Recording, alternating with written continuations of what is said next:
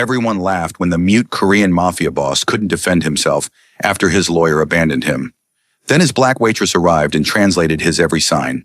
The courthouse steps were slick with rain, and Eliza Monroe's heart hammered against her ribs as she pushed through the crowd of reporters and protesters. Her server's uniform, black pants, white button-down with coffee stains from the morning rush, marked her as out of place among the lawyers in their $1,000 suits. But she didn't care.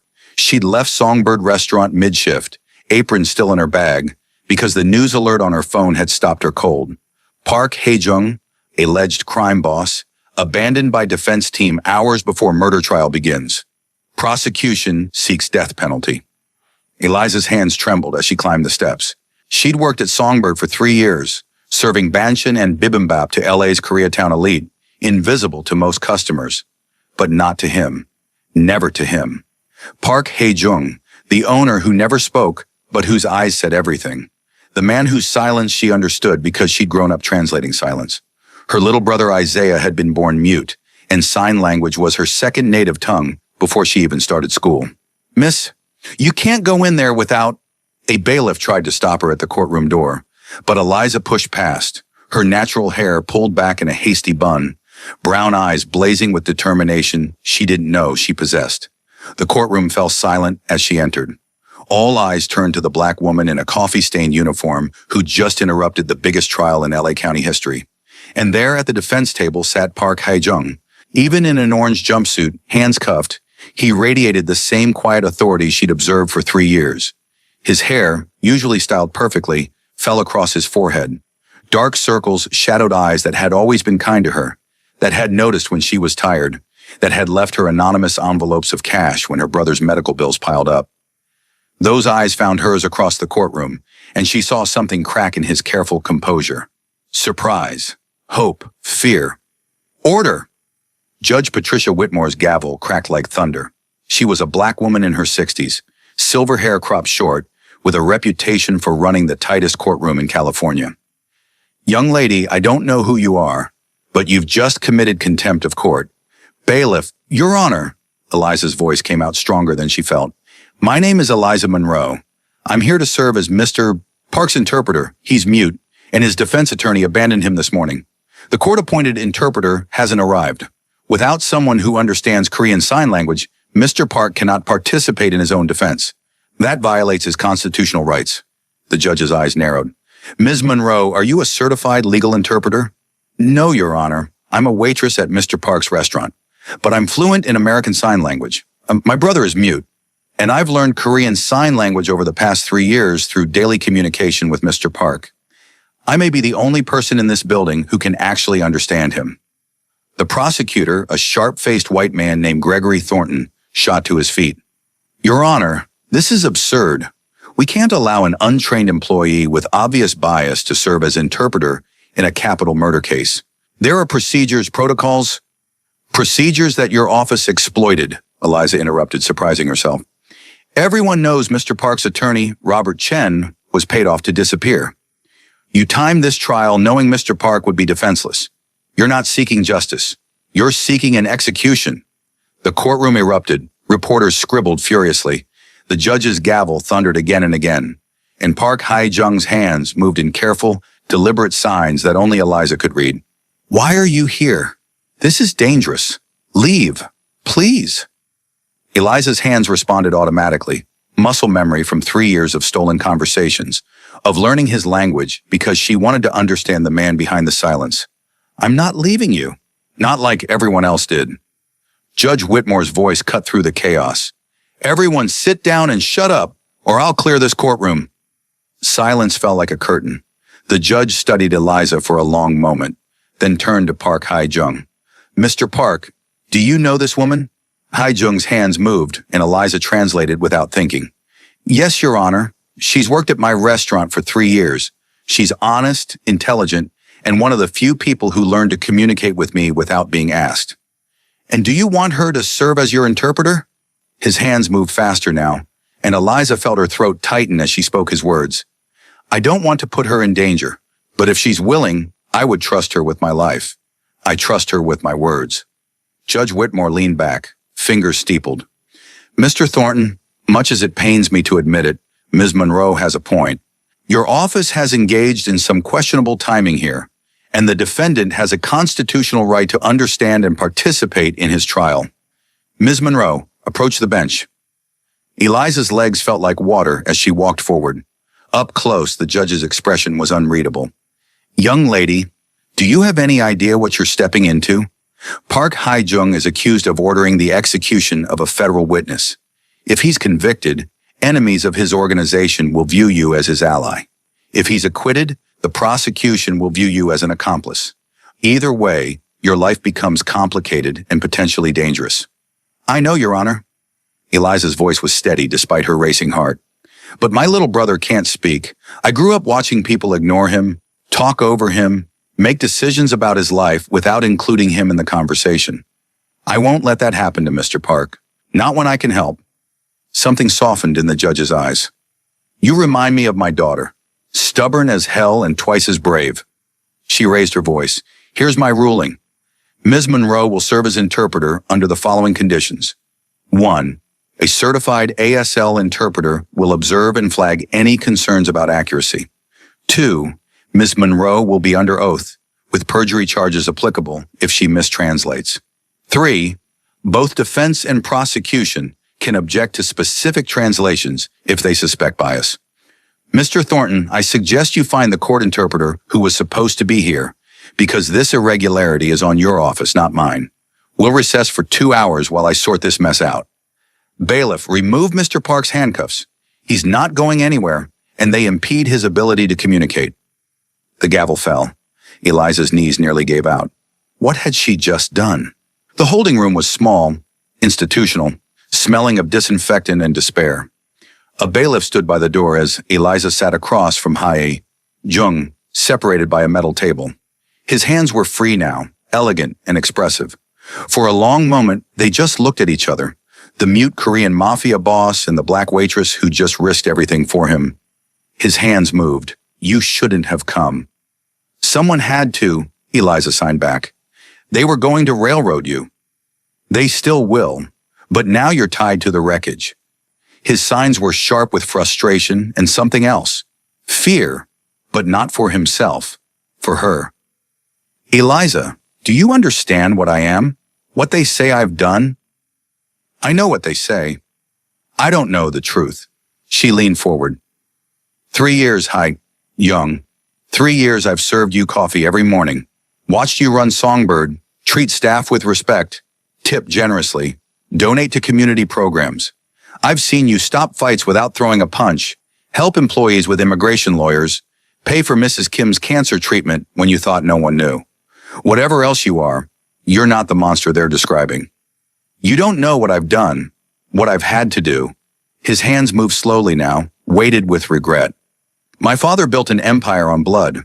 When he died, I inherited that legacy. I've tried to change things, move legitimate, but the past doesn't disappear just because you want it to. Did you kill the federal witness? No. The sign was emphatic, absolute. I was being set up by a rival organization. They killed him and made it look like my order. My lawyer was supposed to prove it, but they got to him, paid him more to walk away than I paid him to stay. Then we'll prove it. Eliza signed with more confidence than she felt. But Hae-jung, I need to know everything. I can't translate what I don't understand.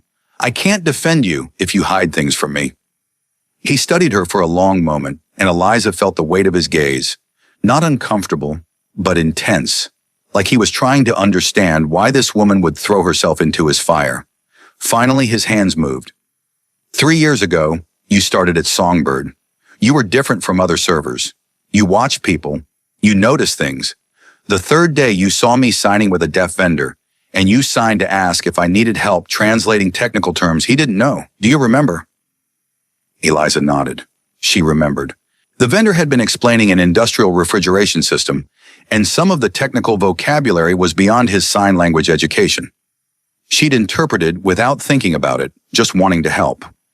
That was the moment I saw you. Hae-jung signed. Not as staff, as a person, someone with the same gift I'd relied on my whole life, the ability to communicate across silence. After that, I watched you too. Saw how you defended other servers when customers were rude. How you helped the busser whose English was poor. How you signed to yourself when you thought no one was looking, practicing, talking to someone who wasn't there. My brother, Eliza signed. Isaiah. He's 19 now, studying computer programming at community college. I sign with him in my head when I'm stressed. It centers me. I know, I figured that out. A slight smile touched his lips. You have no idea how many times I wanted to have a real conversation with you. But I was your boss.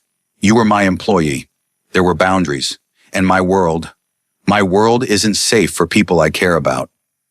The people I care about hung in the air between them. Eliza's pulse quickened. Well, I'm in your world now, she signed. So let's make sure you live through this trial. Tell me everything. Start from the beginning. The next 2 hours were a crash course in organized crime, loyalty, betrayal, and the impossible tightrope of going legitimate while enemies pulled you back into darkness. Hey, Jung's hands painted pictures. His father, Park Dong-min, who'd built a gambling and protection empire in LA's Koreatown through ruthless efficiency and strategic violence. How Hae-Jung had taken over at 22 when his father died of a heart attack, inheriting not just businesses, but blood debts and ancient rivalries. I spent the first 3 years consolidating power. He signed, eliminating threats, making examples. I won't lie to you, Eliza. I've hurt people, ordered things I'm not proud of, but I never killed anyone who wasn't trying to kill me first. And when I had control, I started changing things. How? Legitimate businesses, restaurants, real estate, import, export companies, using our resources to help the community instead of bleeding it. The old guard hated it. They said I was weak, that my father would be ashamed, but I didn't care. I was tired of blood. And the federal witness? Thomas Nguyen. He was going to testify about connections between my organization and city officials. But here's the thing. He was testifying about my father's era, not mine. I'd already started cooperating with the FBI, giving them information on human trafficking rings and drug operations I wanted no part of. Nguyen's testimony would have helped my case, shown the distinction between my father's operations and mine. His death was the worst possible outcome for me. So who killed him? The Choi organization. They're old rivals, traditional hardliners who see my reforms as betrayal. If they can get me convicted and executed, they absorb my territory and roll back every change I've made. They paid my lawyer, Robert Chen, $500,000 to abandon me at the crucial moment. They probably also paid the court interpreter to get lost this morning. Eliza processed this, mind racing. Evidence? Can you prove any of this? I had evidence. Financial records, testimony from a Choi lieutenant I'd flipped, surveillance footage. Chen had all of it. When he disappeared, it went with him. Then we find Chen. In 2 hours, before trial resumes, his signs conveyed gentle skepticism. You'd be surprised what a motivated waitress can do. Eliza stood, turning to the bailiff. I need to make a phone call. It's related to the defendant's case. The bailiff, a heavy-set black man named Jerome, looked uncertain. Ms. Monroe, you're not actually his lawyer. I can't just... Jerome, I served you breakfast at Songbird 2 days ago. Scrambled eggs, extra hot sauce, no toast because you're trying to cut carbs. You left me a $20 tip and told me I reminded you of your daughter. Eliza met his eyes. I'm not a lawyer, but I'm all Mr. Park has right now. Please. Jerome sighed. 5 minutes. And I'm listening to every word. Eliza called the one person who might be able to help. Her best friend since high school, Keisha Williams, who'd gone into computer programming and had a side hustle that existed in the gray areas of legality. When Keisha answered, Eliza could hear the confusion in her voice even before words. Girl, aren't you supposed to be at work? Why are you calling from a blocked number? Keish, I need a favor. A big one. Possibly illegal one. A pause. I'm listening. I need you to track a lawyer named Robert Chen. Last known address, credit card usage, phone pings, anything you can find in the next 90 minutes. He's running from some very dangerous people, so he's probably using burner phones and cash, but maybe there's something. Eliza, what the hell have you gotten yourself into? I'm interpreting for a murder trial. The defendant's lawyer disappeared with all the evidence that could prove his innocence. If we don't find Chen, an innocent man might die. Another pause, longer this time. Then, send me everything you know about this Chen guy. I'll see what I can do. But Eliza, when this is over, you're telling me the whole story over wine. Lots of wine. Deal. I love you. Love you too, you crazy woman. Court resumed at 2 p.m. with the circus atmosphere dialed up to 11. News cameras lined the hallway. Protesters outside waved signs, "Justice for Nguyen" and "Death to mob bosses." Inside, every seat was filled. The prosecution team had tripled in size, clearly brought in reinforcements to handle the irregular interpreter's situation. And at the defense table sat Hai Young, now in a suit. Someone had brought him proper clothes, looking every inch the powerful businessman except for the absolute silence that surrounded him. Eliza took her position beside him, hyper-aware of every eye on her. A certified ASL interpreter, an older white woman named Dorothy, sat nearby with a tablet, ready to flag any concerns. Judge Whitmore's gaze swept the room like a lighthouse beam, daring anyone to step out of line. "Mr. Thornton, your opening statement." The prosecutor stood, buttoning his jacket with theatrical precision. He was good, Eliza could tell within seconds. His voice was measured, confident, painting a picture of Park Hae-jung as a cold-blooded crime lord who'd ordered Thomas Nguyen's death to prevent testimony that would have destroyed his empire. He cited evidence, phone records showing calls from Hae-jung's organization to known hitmen, financial transfers, witness testimony from members of Hae-jung's crew who'd been offered immunity for cooperation. "Ladies and gentlemen of the jury," Thornton said, his voice dropping to a confidential tone, "the defense would have you believe that Mr. Park is a victim of elaborate framing, that his silence is somehow noble, that his disability makes him sympathetic. Don't be fooled. Park Hae-jung runs one of the most sophisticated criminal organizations in California. His silence isn't a disability, it's a weapon. He uses it to maintain deniability, to avoid leaving voice records, to appear vulnerable when he's anything but. And when Thomas Nguyen threatened his empire, Park did what he's always done. He eliminated the threat." Eliza felt Hae-jung's stillness beside her, the coiled tension in his body. His hands didn't move, but she could feel the fury radiating from him. "Now," Judge Whitmore said when Thornton finished, "we have an unusual situation. The defense has no attorney. Mr. Park, do you intend to represent yourself?" Hae-jung's hands moved, and Eliza translated. "Your Honor, I'm not a lawyer. I have no legal training. But with Ms. Monroe's help, I'd like to make an opening statement and conduct my defense until proper representation can be secured." Thornton shot to his feet.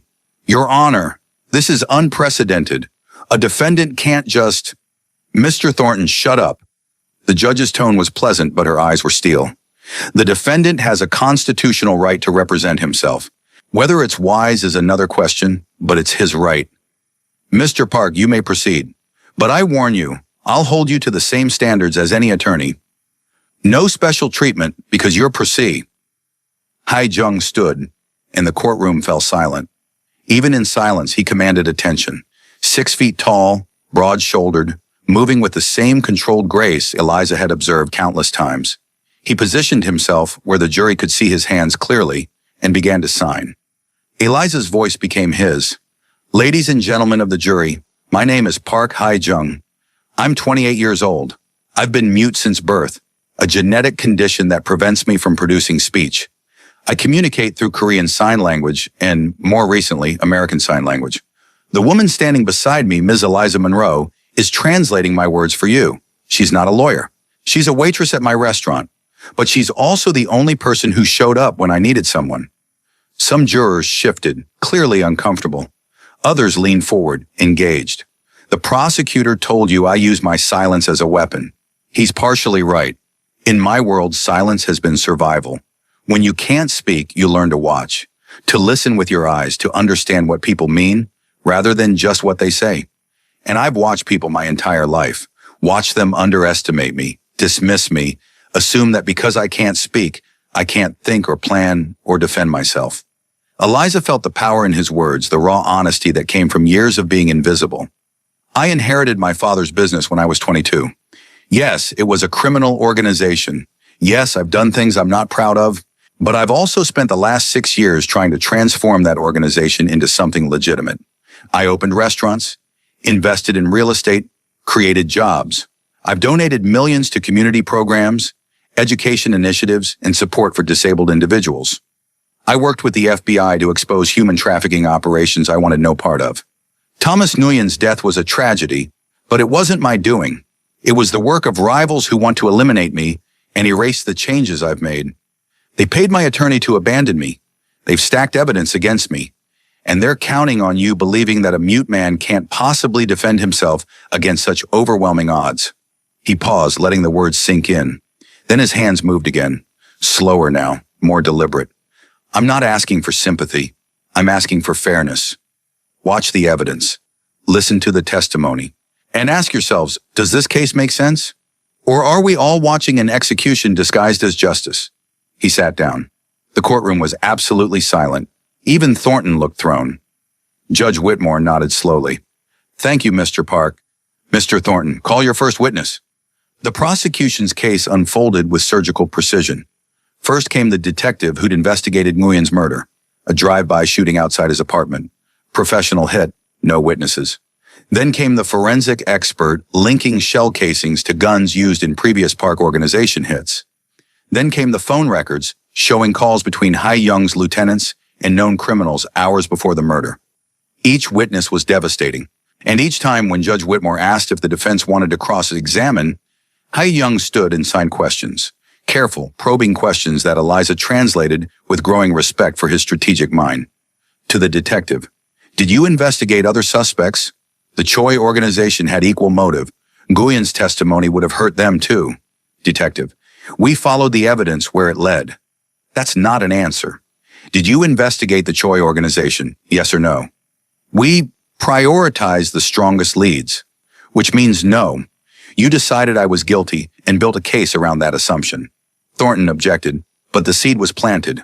Hai Young moved through witnesses like a chess player, never aggressive, just persistent, asking questions that revealed gaps in the investigation, alternative explanations, rushed conclusions. By the time court recessed for the day, Eliza was exhausted. Her voice was raw from hours of translation. Her hands ached from signing. But more than that, she was in awe. Hai Young wasn't just defending himself. He was dismantling the prosecution's case, piece by piece, using nothing but silence, patience, and devastating logic. How did you learn to do that? She signed as they were led back to the holding room. Law school, he signed back casually. I have a JD from USC, passed the California bar on my first try. Eliza stopped walking. You're a lawyer. Was. I never practiced. My father wanted me to understand the law before I broke it. His expression was wry. Know your enemy, he used to say. Turns out knowing the law is useful when you're fighting for your life. You could have mentioned this earlier. I wanted to see if you'd still help me thinking I was just a criminal. Eliza wanted to be angry, but found herself laughing instead. A slightly hysterical sound that drew concerned looks from the bailiff. You're impossible. I'm alive because of you, he signed. That makes everything else irrelevant. That night, Eliza couldn't sleep. She lay in her small apartment in mid-city, staring at the ceiling, replaying the day. Her phone buzzed. A text from Keisha. Found something. Call me. Tell me you have good news, Eliza said when Keisha picked up. Define good. I found Robert Chen. He's in a motel in Riverside, using his dead mother's credit card. Sloppy for a lawyer, but panic makes people stupid. But Eliza, here's the thing. He's not just hiding. He's terrified. I hacked his email. Don't ask. And there are messages from an encrypted account. Whoever paid him to disappear is threatening his family if he resurfaces. Can you trace the encrypted account? I'm trying. But these people are good. Military-grade encryption, routing through multiple countries. This isn't amateur hour. Keep trying. And Keisha, thank you for believing me. Girl, I've known you since we were 14. If you say this Park guy is innocent, I believe you. Just be careful. These people play for keeps. Eliza hung up and sat in the dark, weighing her options. Chen was the key. He had the evidence that could prove Hai Young's innocence. But he was too terrified to come forward, which meant she needed to make him more afraid of staying silent than of speaking up. The next morning she arrived at court with a plan. But first she needed to talk to Hai Young alone. I found Chen, she signed in the holding room. He's in Riverside, hiding. But he won't come forward. They're threatening his family. Hae-jung's expression darkened. Then he's useless to us. Not if we can protect his family. You said you've been working with the FBI. Can they put Chen's wife and kids in protective custody? He considered this. Maybe, but I'd need to reach my FBI contact, and I'm in custody. They monitor my calls. What if I make the call? You sign what to say, I translate.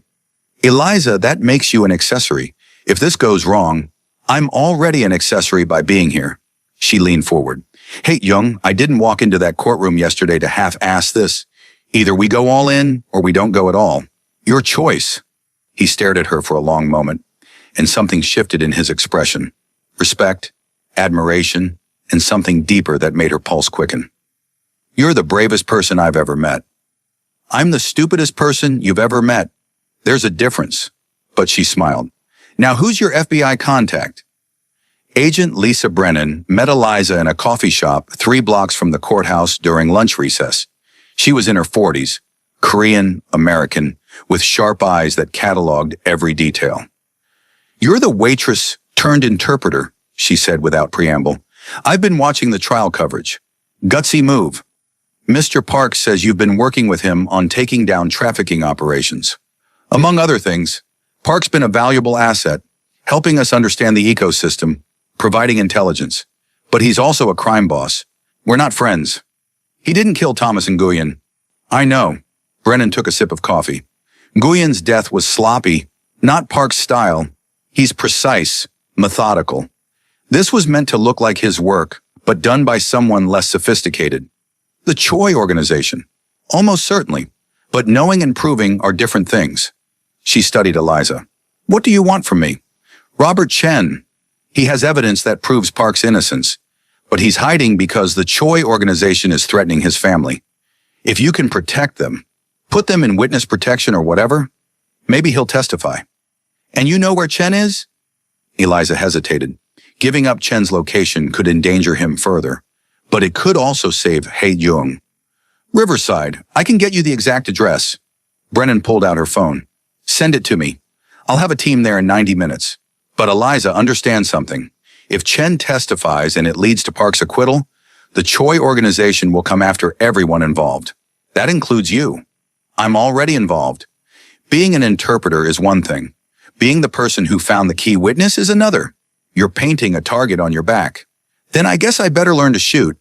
Eliza stood. Get Chen and his family to safety. I'll handle the rest.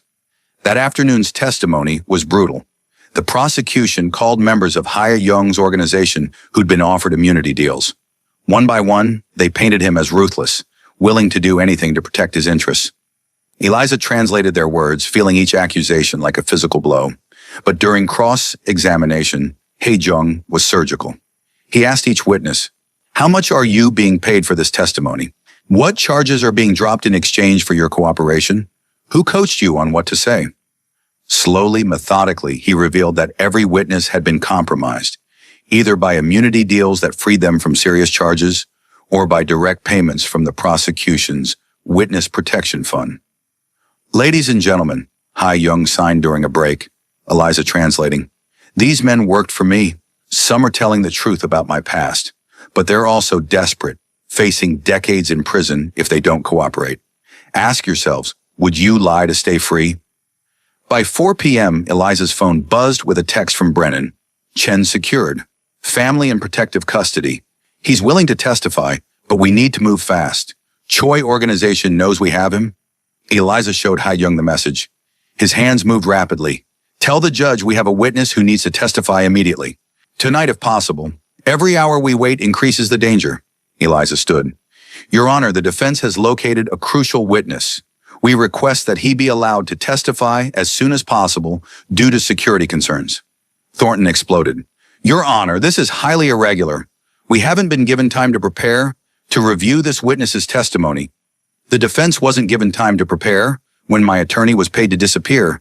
Eliza shot back, then caught herself. I'm sorry, Your Honor. That was Mr. Park's response, not mine. No, Ms. Monroe. You're getting the hang of this. Judge Whitmore's expression was carefully neutral, but her eyes held approval. Mr. Thornton, irregular is the theme of this trial, The witness will testify tomorrow morning, first thing.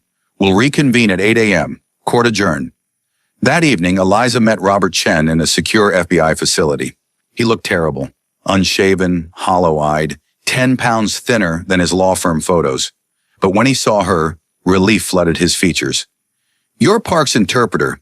Agent Brennan said you're the one who found me. I'm also the one who's going to make sure you testify tomorrow without getting killed." Eliza sat across from him. "Tell me everything.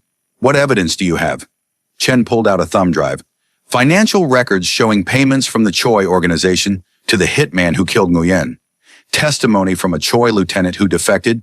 He's willing to admit they ordered the hit and framed Park. Surveillance footage showing the actual shooter, who has ties to Choi, not Park. And recordings of conversations between Choi leadership discussing the frame job." "Why did you run?" "They called me. Said if I presented this evidence, they'd kill my wife and kids. Showed me pictures of my daughter at school, my son at soccer practice. They knew everything. Our routines, our security, our vulnerabilities." His hands shook. "I took their money and ran. Figured at least that way my family would be safe and I'd have resources to disappear." "You abandoned an innocent man to save your family." "Yes." Chen met her eyes. "And I'd do it again. But now that my family is protected, I can make it right." Eliza wanted to judge him, but couldn't. If it were Isaiah's life on the line, wouldn't she do the same? "Tomorrow you tell that jury everything. No holding back." "I will. But Ms. Monroe, you need to understand. Testifying means war.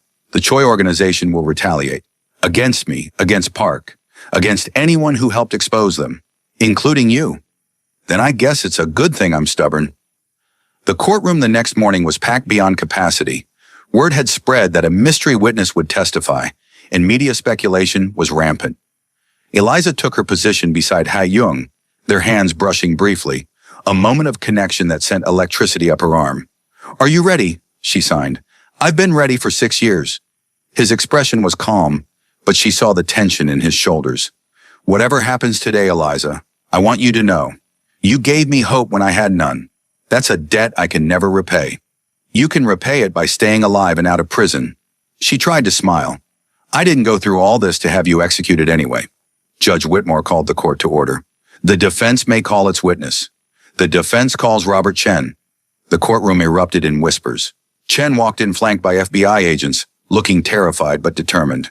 He was sworn in, and Eliza watched Ha Jung prepare to question his former attorney, the man who'd betrayed him. "Mr. Chen," Ha Jung signed, Eliza translating, "you were my attorney until 3 days ago. Why did you abandon my case?" Chen's voice was barely audible. "I was paid $500,000 by the Choi organization to disappear. They also threatened my family, showed me surveillance photos, detailed their daily routines, made it clear that testifying on your behalf would result in their deaths. And yet you're here now, because the FBI has my family in protective custody, and because what I did was wrong. I sold out an innocent man to save my own skin. Do you believe I ordered Thomas Nguyen's death? No, I have evidence proving you were framed." Chen produced the thumb drive. Financial records, witness testimony, surveillance footage, everything showing the Choi organization ordered the hit and made it look like your work. Thornton was on his feet. "Objection! This evidence hasn't been reviewed by the prosecution." "That's because it was hidden by the same people trying to frame Mr. Park," Ha Jung signed. "Your Honor, this evidence was gathered as part of my legal defense. It's attorney work product, legally obtained and relevant to this case." Judge Whitmore reviewed the thumb drive's inventory. "I'll allow it. Mr. Thornton, you'll have time to review during recess. Mr. Chen, walk us through this evidence." For the next 2 hours, Chen methodically destroyed the prosecution's case. He showed financial transfers from Choi organization accounts to known hitmen, played recordings of Choi leadership discussing how to frame Ha Young, presented testimony from the defected lieutenant identifying the real shooter. The jury was riveted. Even Thornton looked shaken as his carefully constructed narrative collapsed. When Chen finished, Ha Young signed, "No further questions." Thornton's cross-examination was desperate, trying to paint Chen as a liar, who'd taken bribes and now was seeking immunity. But Chen was ready, admitting his mistakes while holding firm on the evidence. "I'm not proud of what I did," he said, voice steady now. "But the evidence speaks for itself. It doesn't need me to be a saint." Just as Thornton was winding down, the courtroom doors burst open. 4 gunmen in black masks stormed in, automatic weapons raised. "Nobody move!" Chaos erupted. Shots fired, not at the crowd, but at Robert Chen. Eliza saw him fall, blood spreading across his chest. She felt Hai Jung push her to the floor, his body covering hers. The certified interpreter screamed. Jurors dove for cover. Security returned fire. It was over in 30 seconds. The gunmen, 2 dead from return fire, 2 fleeing, had only one target. Robert Chen lay dead on the witness stand. The evidence thumb drive was gone, ripped from his hand by one of the attackers. Judge Whitmore's face was a mask of fury. "This courtroom is under lockdown. Medical assistance now." Eliza looked up at Ha Young, his expression grim. He signed. "They silenced him, destroyed the evidence. We're back to square one." But then Agent Brennan appeared at the courtroom door, holding up another thumb drive. "Your Honor, I had the evidence backed up before Chen entered the courtroom. I anticipated this." Court reconvened 3 hours later in a secure location, a federal building with heightened security, metal detectors, armed guards at every entrance. The jury looked traumatized but determined. Judge Whitmore had a bandage on her hand from flying glass, but her expression was pure steel. "Ladies and gentlemen," she said, "we've just witnessed a violent attack on our justice system. 3 people are dead. Many more are injured. The Choi Crime Organization has claimed responsibility, stating they will not allow false testimony to proceed. I'm offering you all the option to declare a mistrial due to duress. Show of hands, who wants to stop?" Not a single hand rose. 12 jurors, shaken but resolute, stared back at her. "Then we proceed. Mr. Park, your closing statement." Hae-jung stood, and Eliza saw the weight of responsibility in his shoulders. He signed slowly, deliberately, giving her time to match his cadence. "Ladies and gentlemen of the jury, 3 days ago, I sat here accused of murder. My attorney had abandoned me. I had no voice, no defense, no hope. And then a woman I'd barely spoken to, a waitress who served me coffee every morning, walked into this courtroom and gave me back my voice." He gestured to Eliza. "Ms. Monroe didn't have to be here. She risked her job, her safety, her life to make sure I could defend myself. Why? Because she believes in justice. Because she grew up with a mute brother and knows what it means to be silenced. Because she saw a man who needed help and refused to look away. Today, gunmen tried to kill us, tried to silence the truth through violence, and they failed. Because truth doesn't require a voice, it requires witnesses willing to speak it. Robert Chen is such a witness. He showed you evidence that destroys the prosecution's case. Evidence of a frame job, of calculated murder by my rivals, of a conspiracy to eliminate me and roll back every reform I fought for. I can't speak to tell you I'm innocent, but the evidence speaks for me. The recordings speak, the financial records speak, the testimony of a defected Choi lieutenant speaks, and most importantly, the willingness of the Choi organization to commit mass murder in a courthouse speaks volumes about their desperation. He paused, hands still, then continued. I'm not asking you to like me. I'm not asking you to forget my past. I'm asking you to look at the evidence and see what's real. I was framed by rivals who want to destroy everything I built. And if you convict me based on manufactured evidence, they win. Violence wins. Fear wins. Don't let them win. Look at the facts. Deliberate carefully. And deliver a verdict based on truth, not fear. He sat. The courtroom was silent. Even Thornton, arm in a sling, looked moved. Judge Whitmore turned to the jury. You've heard the evidence. You've witnessed today's attack. Now you must decide. Did Park Hae-jung order Thomas Nguyen's murder, or was he framed by a rival organization? Bailiff, escort the jury to deliberation. The wait was agony. Eliza and Hae-jung sat in a secure holding room, FBI agents outside, both too exhausted to sign much. Finally, Eliza broke the silence. What happens if they convict you? I get the death penalty. California rarely uses it, but this is high profile enough that they'll make an exception. And if they acquit? War. The Choi organization will see it as a declaration of conflict. They'll come after me with everything they have. So either way, you die. His hands moved slowly. Not if I'm smart. Not if I use my acquittal to destroy them completely. Use the FBI's resources, expose every operation, dismantle their organization from within. That's a long shot. Everything about this week has been a long shot. He reached across the table, taking her hand. The contact was electric, intimate, despite the clinical setting. Eliza, when this is over, win or lose, I need you to disappear for a while. Leave LA. The Choi organization will target you for helping me. I'm not running. You have to. Your brother needs you alive. I can protect myself. I can't protect you if you're stubborn enough to stay in their crosshairs. You don't get to tell me what to do. I'm not telling. I'm begging. His signs were desperate. Eliza, you've given me everything. Let me give you this. Safety. Distance. A chance to live beyond this nightmare. And what about you? Do you get to live beyond it?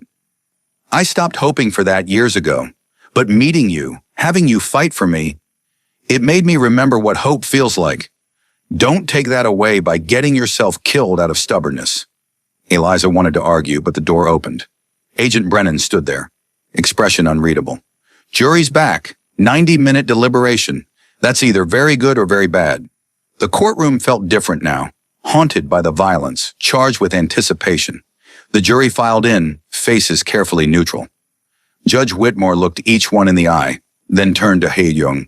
The defendant will rise. Hae-jung stood, Eliza beside him, her heart hammering so hard she thought everyone could hear it. She reached out, briefly squeezed his hand, a moment of connection that felt like a lifetime. Madam Foreman, has the jury reached a verdict? A middle-aged Latina woman stood. We have, Your Honor. In the case of the people versus Park Hae-jung, on the charge of first-degree murder, how do you find? Time stretched.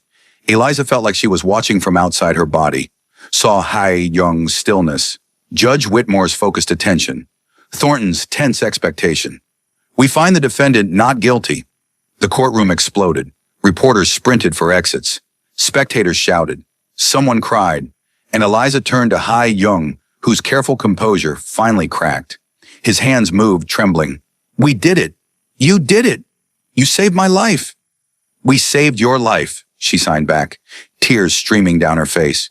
Together. Judge Whitmore's gavel thundered. Order! This court is adjourned. Mr. Park, you're free to go, but I warn you, the FBI will be monitoring your activities closely. Don't make me regret this verdict. You won't, Your Honor, Eliza translated as Hae-jung signed. I promise. Outside the federal building, past layers of security and through crowds of press, Hae-jung and Eliza finally found space to breathe. A black SUV waited, FBI escort, taking them to a safe house until the immediate Choi organization response could be assessed. In the back seat, finally alone except for the driver, Hae-jung turned to Eliza. His hands moved carefully. I meant what I said. You need to leave LA. And I meant what I said. I'm not running. Eliza. No. Listen to me. Her signs were fierce. I didn't risk everything to defend you just so you could push me away the second you're free. I see you. I know who you are. Past, present, dangerous future. And I'm choosing to stay anyway. Why? Why risk everything for someone like me? Because for 3 years you saw me. Not the waitress, not the black woman people could ignore, not the disabled person's sister. You saw me. And when everyone else abandoned you, I couldn't walk away from someone who'd made me feel visible. His expression cracked, and suddenly his hands were in her hair, pulling her close, his forehead pressed to hers. I'm in love with you. I think I have been since you signed to me about refrigeration systems 3 years ago, and looked at me like I was just a person, not a curiosity or a threat. That's the longest time anyone's ever pined for me without saying anything. I couldn't say anything. You were my employee. I was your boss. There were boundaries. Those boundaries are gone now. So what do we do? Eliza pulled back just enough to sign clearly. We figure it out. Together. No more pushing me away to keep me safe. No more noble sacrifice bullshit. We're a team now. Partners. Partners in what? Running a restaurant? Dodging assassins? Rebuilding a criminal empire into something legitimate? Yes, all of it. She smiled. I didn't just learn Korean Sign Language for fun. I learned it because I wanted to understand you. Now I do. And I'm not walking away from that. He kissed her then. Soft, desperate, perfect. And Eliza kissed him back, tasting freedom and danger, and the promise of something she'd never expected. A future built on truth instead of pretense. The safe house was a nondescript property in Pasadena, surrounded by FBI surveillance. Inside, Eliza called Isaiah, who'd been frantic with worry after seeing the courtroom shooting on news. "I'm okay," she signed through video chat. "Shaken up, but okay." Isaiah, 19 and beautiful in the way their mother had been, signed back furiously. "You could have died. What were you thinking, jumping into a mob trial?" "I was thinking that someone needed help, someone who couldn't speak for himself. Someone like you." "I'm not a crime boss." "No, but you know what it's like when people don't listen because you communicate differently. I couldn't let that happen to him." Isaiah's expression softened. "You love him. The way you sign about him, you're in love with this guy." "Is it that obvious?" "To me, always." He smiled. "Just be careful. The news is saying there's a gang war coming. I can't lose you, Eliza. You're all I have." "You're not losing me. I promise." But even as she signed it, Eliza wondered if that was a promise she could keep. That night, unable to sleep, Eliza found Hae-young on the safe house balcony, staring at the city lights. She joined him, and for a while they just stood together in comfortable silence. Finally, his hands moved. "Tell me about your brother. Really tell me. I want to know everything." So she did. About Isaiah being born mute, about their parents' struggle to afford therapy and education, about learning ASL as a family, about the isolation of being different in a world that prized conformity, about her father dying when she was 16, her mother working herself to exhaustion, about dropping out of college to support them. "That's why you were at Songbird." Hae-young signed. "You needed money for Isaiah's education. And his medical care. He has other health issues related to his condition. The bills never stop. I'll pay them. All of them. Past, present, future." "Hae-young, don't argue. You saved my life. Let me do this. Please." Eliza wanted to refuse, to maintain independence, but she thought about Isaiah's struggles, about the debt crushing their family. "Okay," she signed, "but as a loan. I'll pay you back." "No, as a gift, from one person who understands silence to another." The Choi organization's response came 3 days later. A car bomb outside Songbird restaurant detonated at 3 a.m. when the building was empty. A warning, not an attempt at mass casualties. The message was clear. They weren't finished. Hae-young called an emergency meeting with his lieutenants, 5 men who'd been with him since his father's era. Eliza sat beside him, translating as he laid out his plan. "The Choi organization wants war, so we give them war, but on our terms. We're going fully legitimate, immediately. Every illegal operation shuts down today. Gambling, protection, smuggling, done. We use our resources and FBI cooperation to expose every Choi operation in LA. We don't fight them with violence, we destroy them with evidence." One of the lieutenants, a grizzled man named Ryu, signed back. "That makes us weak. Shows we're afraid." "It shows we're smart. They expect us to retaliate traditionally. Instead, we let the law do what violence can't. Permanently dismantle their organization. And when they're gone, we're the last ones standing, completely legitimate, untouchable." Another lieutenant, younger, named Park Jun-seo. "And what about us? We've been with your family for decades. What happens to soldiers in a legitimate empire? You become businessmen, restaurant managers, real estate developers, community leaders.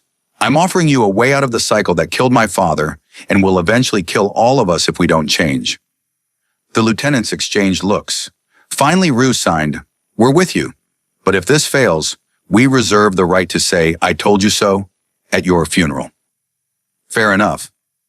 The next 6 weeks were a hurricane. Hae-young coordinated with the FBI, providing evidence that led to raids on 17 Choi operations.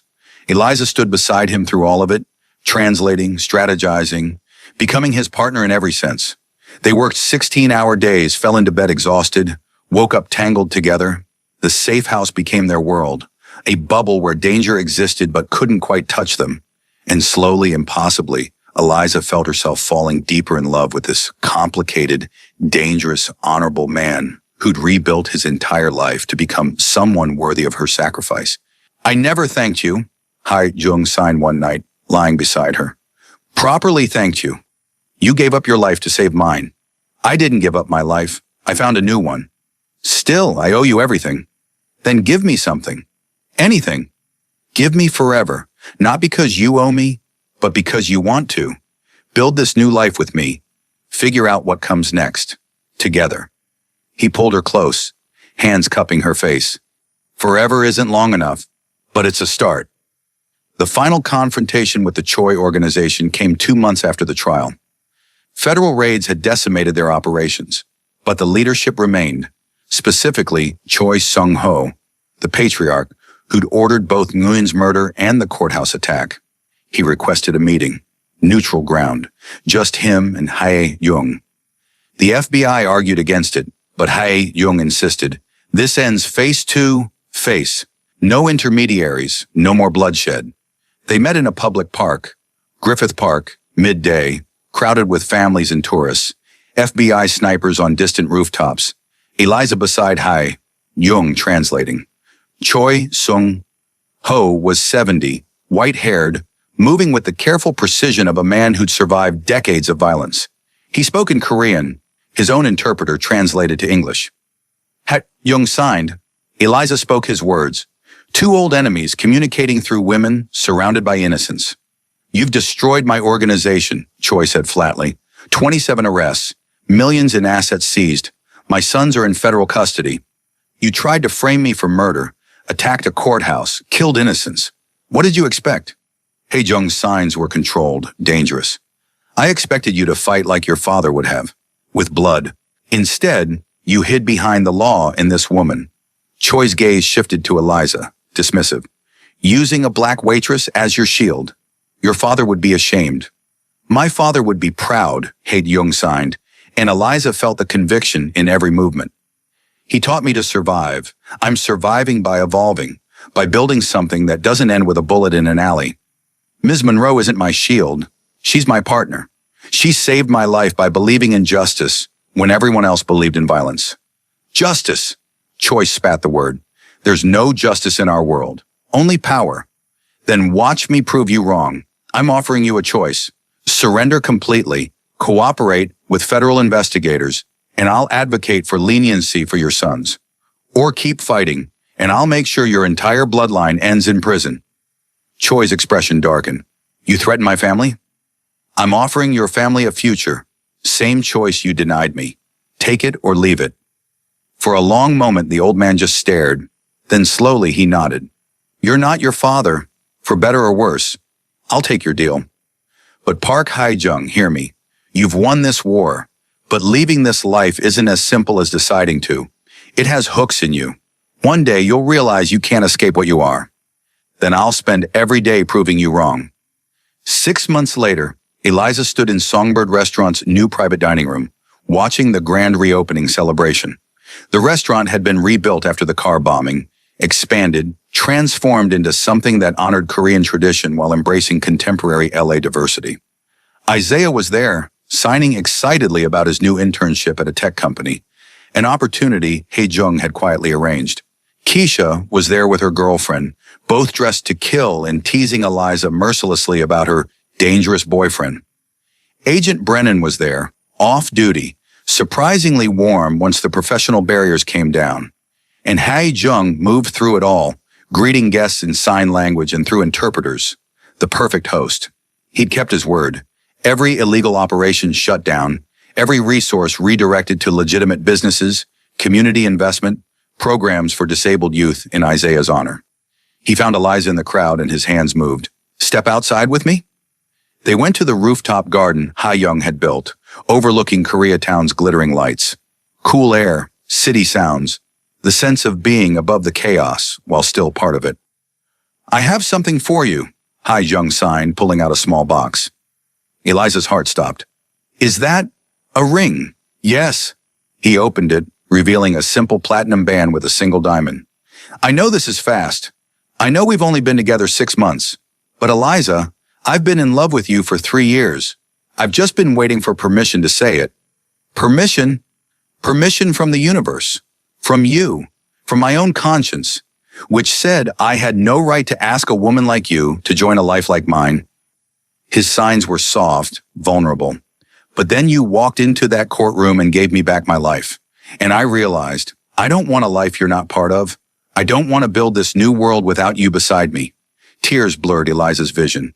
That's the most beautiful proposal I've ever heard. Is that a yes? That's a hell yes. She threw her arms around him, laughing and crying simultaneously. Yes, I'll marry you. Yes, I'll build this impossible life with you. Yes to all of it. He slipped the ring on her finger, then cupped her face, signing with one hand. I promise you this. I will spend every day earning this, earning you, being worthy of your sacrifice. It wasn't a sacrifice. It was a choice. My choice. And I'd make it again in a heartbeat. They kissed as the city sparkled below them. Two people who'd found each other across impossible distances. A mute Korean man who'd learned to fight with silence, and a black woman who'd learned to translate that silence into salvation. The wedding, 6 months later, was everything the trial hadn't been. Joyful, intimate, perfect. Held at Songbird Restaurant, because that's where their story had really begun. Eliza wore a dress that honored both her heritage and Haejung's. African prints blended with Korean hanbok elements, designed by an up-and-coming artist they'd commissioned. Isaiah served as her man of honor, signing the ceremony for guests who were deaf. Keisha served as bridesmaid, crying through the whole thing. Agent Brennan attended, off-duty, with her husband. Even Judge Whitmore came, bringing a gift and a note. You two restored my faith in the justice system. Don't fuck it up. The vows were entirely in sign language, ASL and KSL mixed together, a new language they'd created just for them. Eliza signed first. Park Hae-young, I promise to always give you a voice, even when the world tries to silence you. I promise to be your partner in building something beautiful from broken pieces. I promise to love you not despite your past, but because of how far you've come from it. I promise forever, in any language, any situation, any challenge. You're my person. Always in. Jung's hands moved, trembling slightly. Eliza Monroe, I promise to see you, really see you, every single day, to value your voice as much as you valued mine, to build a world where our children grow up understanding that differences aren't weaknesses, they're strengths. I promise to honor your sacrifice by becoming the man you believed I could be. I promise forever, starting now. They kissed as husband and wife while their friends signed applause, hands waving in the air, the deaf community's way of showing joy. And Eliza felt, for the first time in her life, completely whole. 2 years later, Eliza stood in the new community center Hae-young had built, a space dedicated to supporting disabled youth, providing resources, education, and opportunities. It was named the Isaiah Monroe Center after her brother, who now ran its technology program. The center offered sign language classes, interpreter training, job placement for deaf and disabled individuals, and legal advocacy, helping people who couldn't defend themselves find their voices. Eliza ran the whole operation, her background as a waitress translating surprisingly well into community organizing. You built something amazing, Haejung signed, coming up behind her and wrapping his arms around her growing belly. Their daughter, due in 3 months, kicked enthusiastically. We built something amazing, Eliza corrected, leaning back against him. This was your idea, your resources, your determination to make your wealth matter. But your vision, your understanding of what people need, your ability to see solutions where I only saw problems. They stood together, watching young people learn sign language, watching parents connect with resources, watching a community form around the idea that everyone deserves to be heard. Do you ever regret it? Eliza signed. Walking into that courtroom, changing everything? Never, not for a second. His hands moved to rest on her belly. You gave me back my life. Let me live instead of just survive. How could I regret the best thing that ever happened to me? Even though it was scary, even though we almost died, especially because of that, because it showed me what really matters. Not power, not control, not legacy. Just this. Building something good with someone you love.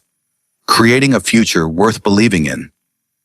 Their daughter kicked again, and they both felt it. A life they'd created together. A future unfolding. Eliza thought about the terrified waitress who'd run into a courthouse 2 years ago.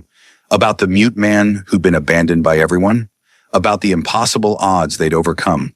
I love you, she signed. I love you more, he signed back. Impossible. I loved you first. I loved you longer.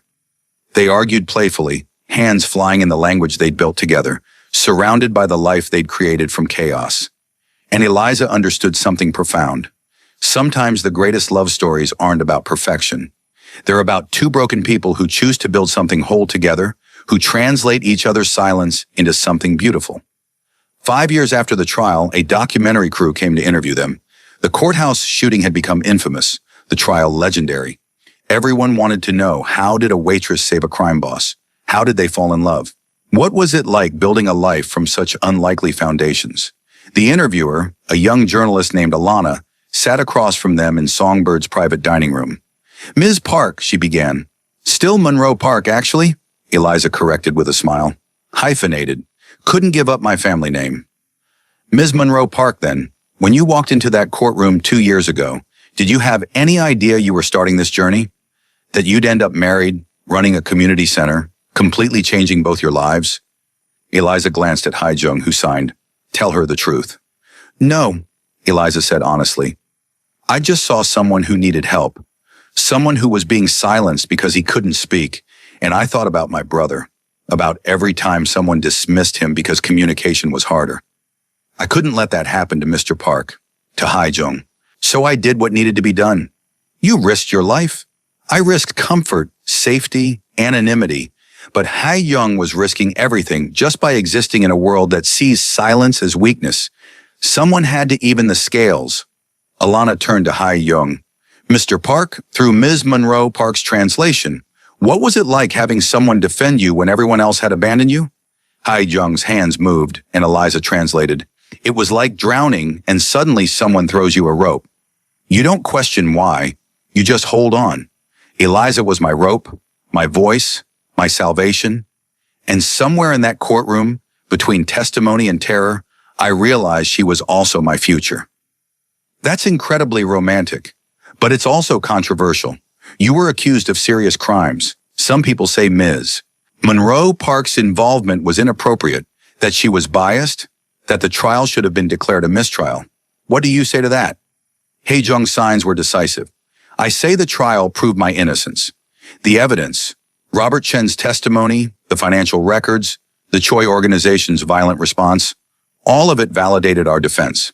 Eliza's bias was simply her refusal to let an innocent man be railroaded because of his disability.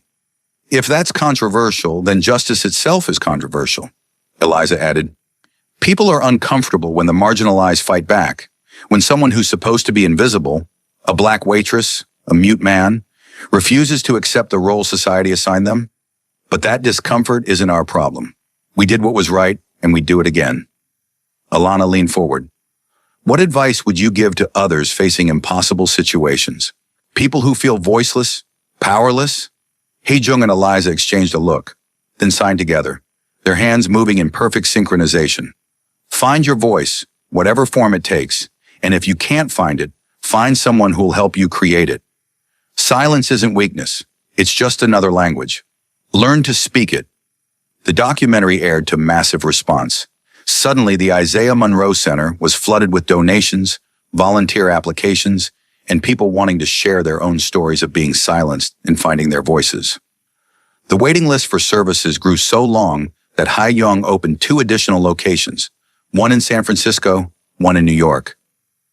We're building an empire, Eliza signed to him one night, exhausted but happy. A different kind than your father built, but an empire nonetheless. An empire of voices instead of violence, Haijung agreed. I think I prefer it. Their daughter Soo-jin toddled over. 2 years old, already signing with remarkable fluency.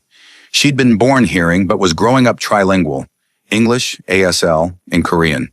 She signed, Daddy, story, please. Haijung scooped her up, settling into the couch. Which story do you want, little one? Soo-jin's answer was immediate. How you and Mommy met. Eliza laughed. You've heard that story 100 times. But I like it. It's like a fairy tale, except real. So Haijung told her, signs painting pictures, a courtroom, a desperate man, a brave woman who walked in when everyone else walked out, a trial that became a love story, violence that transformed into victory, silence that found its voice. Soo-jin listened, transfixed the way she always did. And when the story ended with a kiss, a ring, a promise of forever, she signed, "When I grow up, I want to help people like you and Mommy did." "Then you will," Eliza signed, "because you're our daughter, and helping people who can't speak for themselves is the family business now." Later, after Soo Jin was asleep, Eliza and Hai Jung sat on their balcony overlooking LA, the city where everything had happened, the trial, the violence, the transformation. It looked different now, or maybe they looked at it differently. "Do you ever think about that day?" Eliza signed. "The day I walked into the courtroom?" "Every day. It was the day my life split in two, before you and after. Everything before was survival. Everything after has been living. No regrets? Only one, that I didn't learn to communicate with you sooner, that I wasted 3 years of knowing you by maintaining professional distance. We weren't ready sooner. You were still becoming the man you needed to be. I was still learning to see myself as more than just a waitress surviving paycheck to paycheck. We needed to be broken before we could build something whole." Hai Jung pulled her close, and they sat in comfortable silence. The kind of silence that didn't need filling, that spoke volumes without words. Two people who'd learned that communication wasn't about sound, but about intention, about seeing each other completely and choosing to stay anyway. In the distance, sirens wailed. The city never slept, never stopped moving, never stopped creating stories of conflict and resolution. But up here in this moment, Eliza and Hae Young had found peace. Not the absence of struggle, but the presence of partnership. "Thank you," Hae Young signed. "For what?" "For walking into that courtroom, for giving me a voice when I had none, for loving me when I was at my lowest, for building this life with me, for everything." Eliza smiled, hands moving in the language they'd made their own. "You would have done the same for me. In fact, you have done the same, given me a life beyond just surviving, a purpose, a family, a future I never imagined. Then we're even." "No, we're better than even. We're partners. That's the whole point." They kissed as the city lights sparkled below them. A mute Korean man who'd learned to fight with silence, and a black woman who'd learned to translate that silence into salvation. Two unlikely heroes who'd found each other across impossible distances and built something beautiful from the ruins of what came before. And somewhere in the city, in courtrooms and restaurants and community centers, their story was still being written. Still inspiring people to find their voices. Still proving that justice doesn't require sound. Just someone brave enough to speak for those who can't speak for themselves. The mute Korean Mafia boss in his black waitress had changed the world. Not through violence, but through voice. Not through power, but through partnership. Not through fear, but through the most revolutionary act of all, choosing to see each other's humanity and refusing to look away. And that, Eliza thought, as she fell asleep in her husband's arms, was the truest kind of victory.